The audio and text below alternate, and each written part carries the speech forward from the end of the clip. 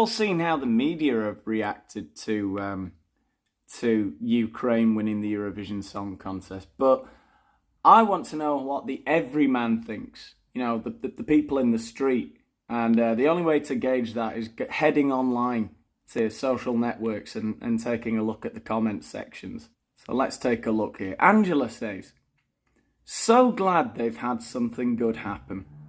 And hopefully this isn't the only thing they're going to win." I wonder what she's referring to. Hopefully this isn't the only thing they're going to win. And that winning the Eurovision Song Contest will boost their morale. Now, while you may agree or disagree with the sentiment of what Angela said there, I do feel she's overestimating the influence of winning the Eurovision Song Contest on troops putting their lives on the line to fight a war against Russia. Hopefully it'll boost their morale, as though they were so close to capitulating and then, boys, we won the Eurovision Song Contest.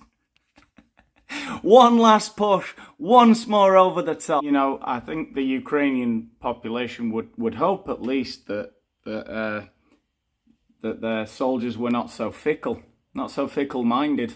Now, Howard raises a legitimate point here. Ukraine won. Where will next year's Eurovision be held?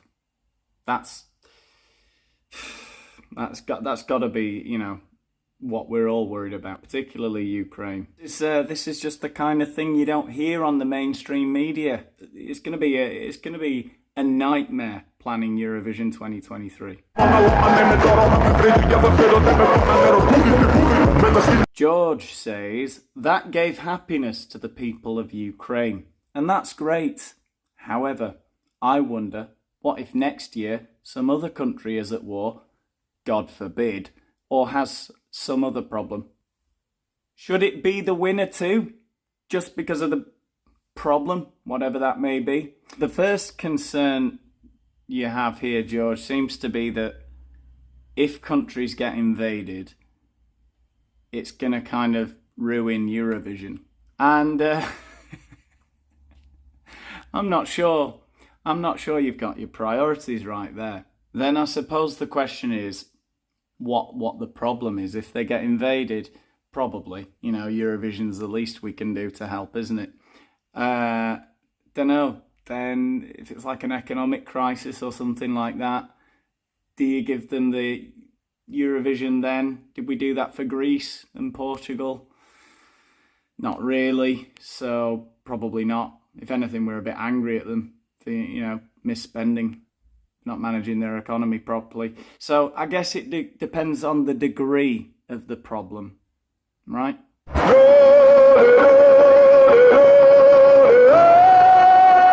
Patricia writes, pity votes only secure a hollow victory. They didn't win on merit. That devalues them, us, and all the other contestants. They were average at best. Wouldn't have got a look in were it not for propaganda. Let's be honest. Patricia? No.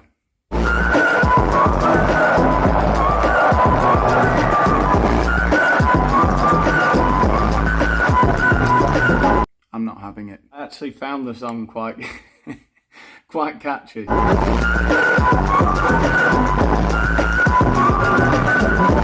Now, Passion here has brought up a very interesting point, or several points actually.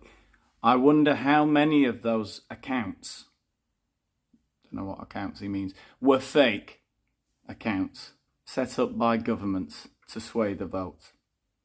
I no longer trust our computers. I no longer trust our computers since they are too easily I guess, manipulated. And when such manipulations happen from the high-tech companies themselves or governments giving pressure, then there is no freaking way to ever know what actually really happened. I feel the same about that comment. I wonder what crazy emojis he put after the comment. won't let me see them on my phone. Do I trust my phone? Yes. Yes, I do.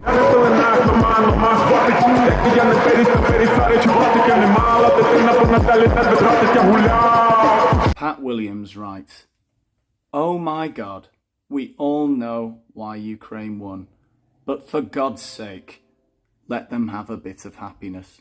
Again, I feel we're overestimating the power of Eurovision in this comment and in the sentiment of a number of the comments I've read today. I do wonder how people who have lost everything feel about the Eurovision Song Contest. Navdeep writes, "Great. Now that should teach Russia."